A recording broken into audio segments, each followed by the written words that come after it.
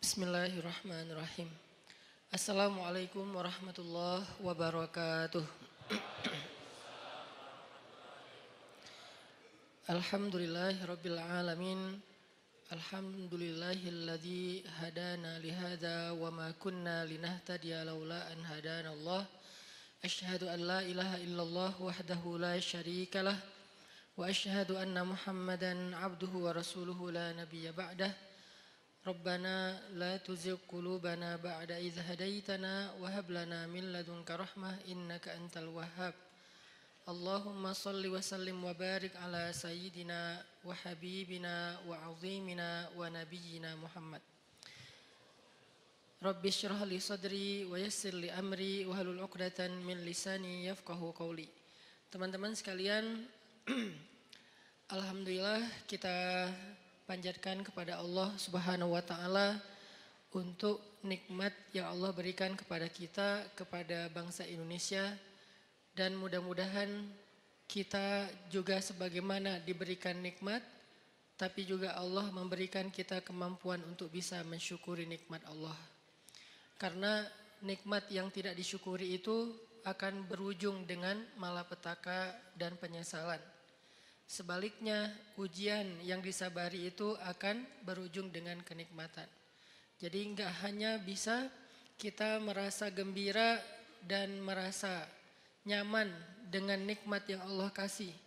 Karena nikmat yang Allah kasih kepada kita, kalau tidak diiringi dengan rasa syukur, dengan ekspresi syukur yang tepat, justru nikmat itu akan sedikit demi sedikit membawa kita kepada kehancuran.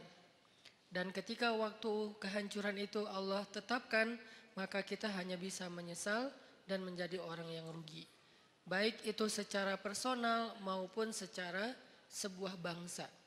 Kalau bangsa ini diberikan nikmat kemerdekaan, bangsa ini diberikan nikmat untuk bisa keluar dari banyak masalah, banyak tekanan, banyak peristiwa-peristiwa besar termasuk pada tanggal 30 September dan seterusnya. Lalu kita tidak mampu mensyukurinya dengan ekspresi syukur yang benar, maka justru nikmat-nikmat yang sudah banyak Allah berikan kepada bangsa ini akan diganti menjadi kebinasaan dan malapetaka. Na'udzubillahi min dzalik. Itu pernah dialami oleh orang-orang sebelum kita. Jadi ini bukan sekedar wacana, bukan sekedar nakut-nakuti, bukan sekedar persepsi subjektif. Tapi ini udah dialami oleh orang-orang sebelum kita. Makanya Al-Quran sendiri yang maha benar selalu mengangkat sejarah sebagai contoh. Padahal Allah cukup mengatakan jangan kayak gitu. Artinya apa yang Allah larang itu udah pasti rugi. Tapi kenapa Allah habis bilang jangan kayak gitu, Allah bilang seperti orang-orang sebelum kalian yang pernah begini lalu mereka merugi. Karena Allah ingin kita belajar dari sejarah. Dulu ada satu negeri yang sangat subur di Yaman. Negeri itu sampai diistilahkan dengan baldatun thayyibatun. Baldatun yang negeri yang thayyibah, yang semua yang tumbuh itu adalah baik. Enggak ada yang enggak baik. Tapi tiba-tiba berubah menjadi sebuah negeri yang berwarna hitam. Karena Allah hanguskan negeri itu dengan kebakaran yang luar biasa. Tapi kalau kita baca sejarah, itu bukan kebakaran karena human error. Allahu alam, tapi ini adalah salah satu bentuk kemarahan Allah kepada mereka. Ini artinya kita belajar untuk berekspresi tentang mensyukuri nikmat Allah Subhanahu wa taala, baik kita secara pribadi maupun kita secara bangsa, supaya Allah Subhanahu wa taala mendawamkan nikmat itu untuk bangsa Indonesia. Teman-teman yang dirahmati Allah, malam ini kita akan lanjutkan pembahasan atau obrolan kita pada pertemuan sebelumnya, yang waktu itu saya sempat bahas dengan tema diam. Kebenaran setelah pembahasan dengan tema diam ini, ada beberapa pertanyaan yang saya lihat di sosial media, terutama di komen postingan-postingan saya, yang menurut saya belum tuntas pemahamannya. Sehingga muncullah komen-komen yang ada yang sifatnya bertanya, ada yang sifatnya menyimpulkan. Kalau yang sifatnya bertanya buat saya itu sangat fair, Karena namanya orang nggak paham maka dia bertanya. Tapi kalau yang sifatnya menyimpulkan lalu keliru, buat saya harus diluruskan. Nah, dari pembahasan diam atau pembahasan sabar atau pembahasan mengalah atau pembahasan jangan membalas keburukan dengan keburukan dan seterusnya, saya melihat kadang-kadang sebagian dari kita memahaminya tidak utuh, memahaminya tidak kondisional. Tetapi mengeneralisir pemahaman itu dalam kasus apapun. Dan ini tidak berlaku dalam Islam. Karena dalam Islam itu selalu ada yang namanya dawabit, detail. Detail masalah. Masalahnya apa dulu? Sehingga nggak boleh seseorang itu mengeneralisir sebuah jawaban kalau ternyata memang kasusnya berbeda. Kecuali hikmah ya. Kalau hikmah boleh. Hikmah yang sama untuk kasus yang banyak. Contoh, hikmah keutamaan istighfar. Ada yang datang bilang, saya belum dikaruniai anak. Apa ya yang harus saya lakukan? Banyak istighfar.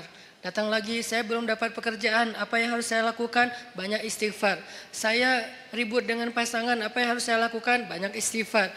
Kebun saya kering. Apa yang harus saya lakukan? Banyak istighfar. Dan seterusnya, itu hikmah.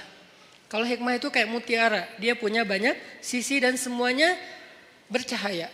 Tapi kalau jawaban yang sifatnya adalah hukum dan seterusnya fikih, ini nggak bisa mengeneralisir semua masalah dengan satu fatwa. Kadang-kadang dalam satu hal dia boleh, tapi dalam kondisi yang lain dia menjadi tidak boleh atau sebaliknya. Nah, pemahaman tentang pembahasan kita bab diam kemarin, ketika kita menyimpulkan bahwa diam itu adalah pilihan orang-orang bijak, diam itu adalah baik. Diam itu justru cara kita membela diri, gitu kan ya. Diam cara paling baik untuk membela diri, bukan membela agama. Itu dua kalimat yang berbeda. Diam cara paling baik untuk membela diri, bukan membela agama. Kalau membela agama atau ada kemungkaran kita diam, itu kalau bahasa ulama dia adalah syaitan dalam wujud manusia. Nauzubillah min dzalik. Gak boleh diam, cuman kita juga perlu belajar kalau gak boleh diam terus kita ngapain. Karena ada orang bilang kita gak boleh diam, tapi dia juga gak ngerti ngapain setelahnya. Nyikapinnya gimana, ngeresponnya gimana, ekspresinya gimana. Nah, ini semuanya adalah pembahasan yang tidak satu kali pertemuan. Kita harus membahasnya secara berturut, kemudian kita mencoba memahaminya dari semua kondisi. Kemarin kita membahas masalah bahwa diam itu adalah cara untuk membela diri yang paling baik. Nanti fadilahnya akan ditolong oleh Allah, dinaungi malaikat, didoain malaikat. Itu hanya berlaku kalau yang dicela, difitnah, dibully, dihina, apalagi dicaci, di hate speech adalah personal pribadi kita. Berlaku kalau yang dihina itu adalah pribadi kita. Walaupun tetap kemarin saya tegaskan pilihan sikap bukan hanya diam. Kita boleh bersikap dengan merespon. Seperti yang saya cerita ada Rachel dia merespon. Tapi dengan cara agak easy going, santai gitu. Nggak terlalu emosional. Itu juga boleh. Atau kita mengambil sikap menjelaskan. Tabayun bahasa yang sering kita dengar. Itu juga boleh. Atau kita mengambil sikap marah. Atau ada orang ya, jangan kita lah ya. Kalau dalam kasus ini ada orang mengambil sikap marah, dia tersinggung. Kita harus memaklumi karena dia manusia biasa selama marah dan tersinggungnya tidak berlebihan. Jadi ini banyak pilihan sikap. Tapi di antara semua pilihan sikap itu ternyata pilihan diam menjadi salah satu yang terbaik. Salah satu yang terbaik, bukan satu-satunya. Sehingga nanti kalau ada ustadz lain atau ada anggapan lain mengatakan ini pilihan yang terbaik ketika kita lagi disakiti secara pribadi, itu juga mungkin salah satunya. Saya nggak mau mengatakan, mengklaim satu-satunya yang terbaik itu adalah yang saya katakan. Enggak, salah satunya. Ternyata diam adalah salah satu pilihan sikap paling baik dan paling insya Allah luar biasa hasilnya kalau kita sedang mengalami